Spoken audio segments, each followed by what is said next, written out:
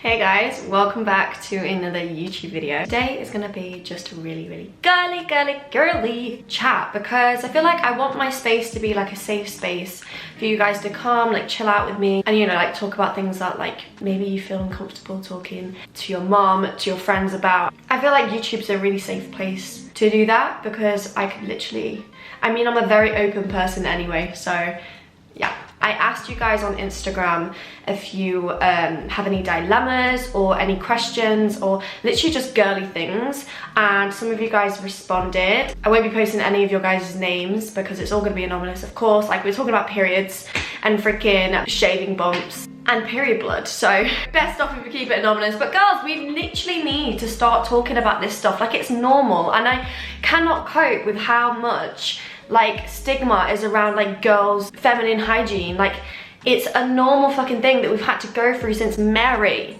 I just will never understand it. So right, let's go. I think this girl is in school and she said, do you think 3 is an awkward group? If you guys have that really nice close friendship group that you've obviously been friends with forever, there is probably a lot of trust there, and you probably don't really feel the need to be all self-conscious about if they're bitching about you, because obviously you've got that close knit and you've got that close relationship. However, I do understand, but I don't fully agree with it because other people have amazing relationships. Like, I'm in a 3-way no, my friendship group is in Manchester is like a 3, and to be honest, I feel like I don't really speak to them girls if it's not out of the group chat, and when I do, it's always them asking me a direct question, or like it's never one-sided, or it's never like 2 ganging up on one. It's just never like that. But in school, I can understand it. I had a shit time at school. Like, it was shit, and I know how bitchy girls can be, and I have been in them 3-way kind of relationships where it's just like, fucking hell, like, am I actually the devil? But you're not the devil. And if you're at school, it kind of makes the situation worse. So I do feel for you guys at school, because girls in school are absolutely gross. I hate them. How to deal with bitchy girls but don't want to leave the friendship group because I don't have any other friends. Okay, like I was just saying, when I was at school, I kind of was in the same kind of thing. Like, I knew it was weird. So I had a massive friendship group, like boys and girls. My friendship group was just like all over the place. Like, I had friendship groups, I had friends outside of that group. So I'll tell you a bit about my kind of story in school, and then I'll kind of tell you how to deal with it as well, because I definitely didn't deal with it correctly at school. So obviously I had a massive friendship group, and obviously I had friends outside of that friendship group, and when I sat with the other friends outside of that huge friendship group, there was an issue. There was a huge fucking issue because some of the friends in that group didn't like who I was sitting with, and then like when I went to go sit with them at like lunch, I got blanked, and yeah, it was basically bullying. You didn't really deep it. Well, I did deep it. I literally had like weeks off school, to the point where I didn't want to go to school because I had to deal with that at lunch and break, and I was in class with them. And there's no bad blood between me and the girls now. It was just it made my time sometimes at school quite freaking hard because, yeah, girls are fucking horrible. But how I dealt with it was probably not the way that I should have. It's like I said, my mom kept me off school for like forever because she just didn't want her child to go to school. She didn't want that feeling that she knows that she can't do anything about it. When you have that situation in the time, it's like the worst thing ever, but looking back, it's obviously like so pathetic. But when you're a child and you're going to school and that is the only issue you have, it's like the worst fucking feeling ever. I shouldn't have dealt with it by ignoring it. Confront them in a way that they can't really say anything. Be nice, kill them with kindness, I guess, because girls are difficult. And you will soon see, as soon as you leave school, it's a lot easier to maintain friendships. Yeah, just don't deal with it like I did. Don't hide away from it, don't shy away from it. Still go to school, still get your education, like, and cut them out of your lives. I know how hard it is at school. Be a teacher's pet and tell the teachers. Sorry, but that is the only way. Like, in school, I just said, like, I was in a freaking class with these girls. I couldn't get away from them, you know? So when shit like that happened, and when like horrible arguments came up, I couldn't get away from them because I was too much of a pussy to tell the teachers. And if I did, in the end I did, because my mum came in and was like, my mum's an absolute, she's scary. As soon as my mum did, I got changed classes, and that's when I started to realize a big change in like who my friends were. You're gonna hate me for this. I was friends with a lot of boys. My best friend in school was a boy. Like, love him to bits. Literally, absolutely love that boy to bits. But my fucking God, did I get battered for it. No, he is my best friend and he would never slag me off behind my back. Looking back at it, it's like, oh, such pick-me behaviour. If your mental health is struggling that bad at school and you can't deal with the friendship groups because they're all bitching, just do whatever you can to make sure that you're okay up here. Okay, next, cramps. That's all she's put. She's just put cramps. Okay, when I was at school, my periods are fucking glorious compared to what they are now. Glorious. I thought they were bad in school. I literally, at the age of, well, I didn't start my period really until in year 9. So what's that, like 15 years old? I was like the last one out of all my friendship group. Like me and my best friend she started the day before me and I started the day after. Like, weird, but I didn't have my period for a long time, and when I started I had no cramps, nothing. I was like, this is the easiest ride ever. All I was doing was bleeding out my vagina. I was like, this is great. Probably like 2 years after I've left school and I came off contraception, that's when shit hit the fan, and I didn't actually realise how painful my periods would have been if I wasn't on contraception. Because throughout the whole of school I had a boyfriend, so my mum was like, Ebony, here's the pill you can't get out the door. Cringe. Everyone was talking about cramps and I was like, what the fuck are cramps? Like, I have no idea. I'm off contraception now because I literally was on it from like the age of 15 to the age of like 21, and I'm not sure that's very healthy. You know, I'm kind of one of them girls that are like, I don't actually believe in contraception. When you're younger, like my sister's on it and I fucking understand. It's infuriating that boys don't have to go through that. Like, I honestly wish that there was a machine that we could plug our boyfriends in every time we started our periods and they just felt it, because every single month I have to have 1 day off work because of my cramps. They're that bad. I literally get sent home from work all the time. I can't speak, it hurts that much. It's intense, and I went to the doctors, they gave me some pills, they didn't work. I went again, they gave me some pills, they work for like an hour and then it comes back. There is nothing, there's not a cure. It was a very broad question, so I just explained how I was and how I hate them. Okay, icks. I don't have a specific ick. I think my only ick is when they have like spaghetti sauce all around their mouth and like they've got it on their teeth.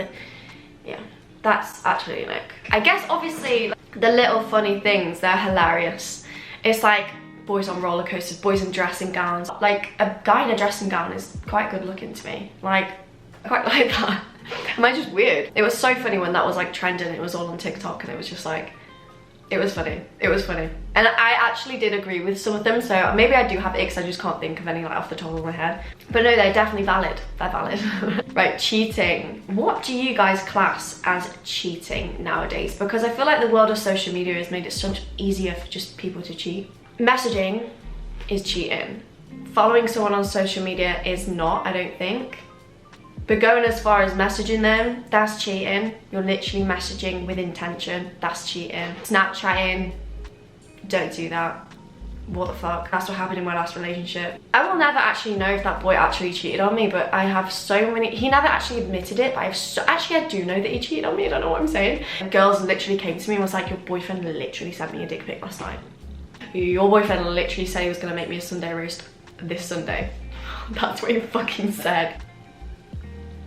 They got together like pretty much straight after we broke up. Fucking hilarious. I was with this guy since I was like 14 to fucking 19 years old, so that's a long time of my life. For the whole time. With Snapchat, honestly, I have 4 girls in mind. 4 girls in mind already, and there's definitely more that he was just Snapchatting. Oh my god, there's another one that popped up. Never know if he actually went and did the things that he claimed to do. But again, no, that's cheating. I think that's worse than cheating. You're literally intending to, you're literally like planning to go and cheat. Just because you didn't do it doesn't mean that's not cheating. And like, it's such a stupid mentality boys have. That's like saying, I just fucking went for a shit and nothing came out, but I still went for a shit. No, I didn't, because nothing came out. Fucking idiot. Second chances. I broke up with that boy when I was 19 or 18. 18 or 19, and I gave him plenty of chances. Plenty of chances. Probably not the right person to. Since then, I think it's made me learn a lot of things. I believe in second chances. I don't believe in third, fourth, fifth, because that's when it just gets messy. And I also do believe that people change. Sorry, that's my washing machine going fucking crazy. But people do change. I've changed. Like, you can't tell me people don't change. People change, they evolve, they grow up. Like, people change. Fair enough if they cheat on you. I think I'm only saying this because I've been cheated on, but once a cheat, always a cheat. Like, I'm a bit bitter like that because I have been cheated on. But I do believe people do change. Like, my ex has probably changed into a nice person. Fucking, I don't know. Moving away from home. Especially, I'm not just saying this because I'm a feminist. Like, especially as a girl, moving away from your hometown with absolutely no one here. Obviously, I've done that. I live in Manchester now. It's daunting. And moving away though has really given me so many other opportunities. I used to live in Lincoln, which is like a really, really small town. Not small, it's not tiny, but it's like small to where I live now, I guess. We have not really many opportunities there. That's partly the reason why I actually came to Manchester, not just because of uni, mainly because I can't do anything in Lincoln. I was signed with a modelling agency the second year, and I actually believe that I was signed because I'm in Manchester, I guess, and it's just convenient. It's easy, and it's easier for them to find me here because I'm always posting like I'm in Manchester. Moving away from home is such a good thing. It gives you so many more opportunities. It makes you so independent as well. Like, sometimes I'm a bit too independent, like I'm literally a granny. It's a good thing, trust me. Pads or tampons? It's kind of gross, but pads. When you actually think about sitting in your blood, that's when it makes it a bit gross. But like tampons, like, they can kill you. Like, I'm not risking that. The only time I'm risking that is if I'm going to the gym for a few hours. Like, not even 2 hours. I cannot stand the thought of it giving me that thing. Like, it's happened to way too many people. It's too common. I'm not risking it, so pads all the way. Razor bumps. Girls, I don't think there's a cure, you know? I'm not sure there's a cure. The only cure is probably laser. Waxing does the trick. Oh my god, guys, I've tried waxing. Disgusting. I've tried waxing, guys, the other day. Didn't really go to plan. I hurt like a bitch. And like, if you can see, I'm so bald, but then there's like patches of like hair. Like, I grew them out so long just to do this. I've been quite lucky with not really getting big razor bumps, and I think it's because my mum never let me shave when I was younger. She was quite strict on it when I was younger, which was weird because she's really not with my little sister. So yeah, maybe that's why. Or I always instead of exfoliating after I've shaved, I do it before, because apparently that prevents it. I've always done that, and I moisturize every time I get out the shower or out the bath, or I oil, so maybe that's helping. To be honest, I might get laser anyway because I'm sick of shaving. Like, I'm sick of it. And if I have to go through with that waxing, like, I will probably die because that shit hurts. And when you're doing it yourself, you're like, you don't want to pull it off. I guess when someone else is doing it, they're just like, shh, because they can't feel it, they don't care. Contraception. So like I said, throughout the whole of school I was on contraception, and then I was on a pill. So I was on the pill from 14 to 16, and then from 16 to, I think I was like 19, I had the implant. I think I got it put in and put out quite a few times. So I must have had it for ages. But the only thing with that was fine, because I obviously didn't have to remember to take this stupid pill every single day. That was my issue. I think it was more the fact that I could literally see it and I could feel it in my arm. That was the most disturbing thing ever. Like, I couldn't even shower. Like, honestly, every time I got in the shower, I had to, I think you can see my scar. It's like, every time I showered, I literally had to like run the like shower duffel over my arm so lightly. And these girls at school used to like stick it out. Honestly, I couldn't even look. It made me feel so sick. I'm not even being dramatic. It honestly cringed me out to the point where I had to get it taken out. I know I had it for so many years, but I couldn't even sleep on the left-hand side of my body. The day that I got it taken out, I knew that I was never gonna get that put back in. Like, I got it taken out early as well. I didn't have it for the full 3 years of my last one. So yeah, that was kind of my contraception story, and now I'm 22 and I'm not really on anything. I've not been on anything for nearly a year, and I've been fine. So, and it scares me, like, people say that a whole new personality comes out, like, when they come off the pill, and I was so waiting for that, you know. I was like, I'm waiting to have this whole new life and personality ready to burst out of me, and it didn't happen. Girls are like, oh my god, like, I'm so much more chilled now, or I'm literally the same person. But girls are like, my hair's growing, my skin's getting better, and I'm like, when I came off, my skin got worse. The pills are the thing that gave me spots when I left it. I think I have some scarring as well on my cheeks and stuff from where it really like affected my skin, and that in itself, like, it scares me. Why does a pill do that? It changes hormones. It stops your period from coming out, right? I was on the implant and I didn't even have a period.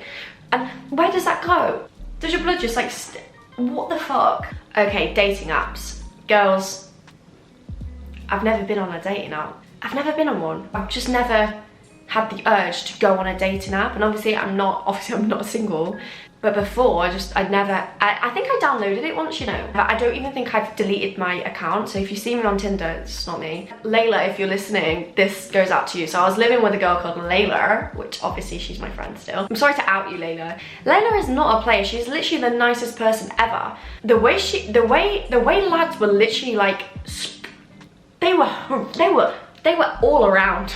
They were all around. Like, you get so many lads like just trying to chat you up, and like, she is living her fucking life. So props to anyone that like just fucking goes for it on Hinge and Tinder and that. She broke up with a boyfriend in first year of uni as well. So it's kind of like, you always have that period where you just go fucking nuts. I've had it, let's be honest. And yeah, it was just so fun to kind of just live through her.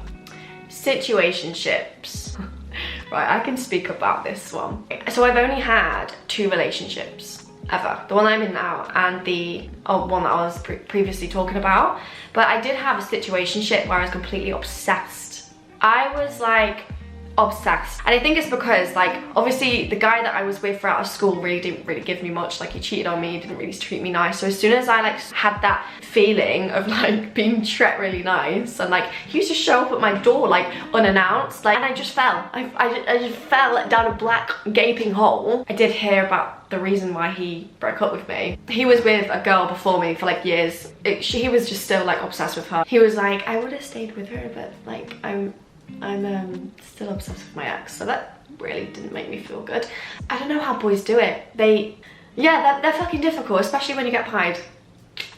I think they're good when you're both on the same page and you can just like get along with it, and you know that like there's no strings attached or whatever, but there will always be strings attached if you carry on. Like, I don't care what anyone says, you're friends with benefits, but there's always going to be one person that catches feelings, and there's always gonna be tears. It is the end of the video. Thank you so much for watching this video. If you did like this kind of like style of video, because I don't really sit down and talk to you guys, I usually do like vlog styles, or like I'm always doing something. Let me know if you did like one of these, because I really enjoyed filming it for you guys. So yes.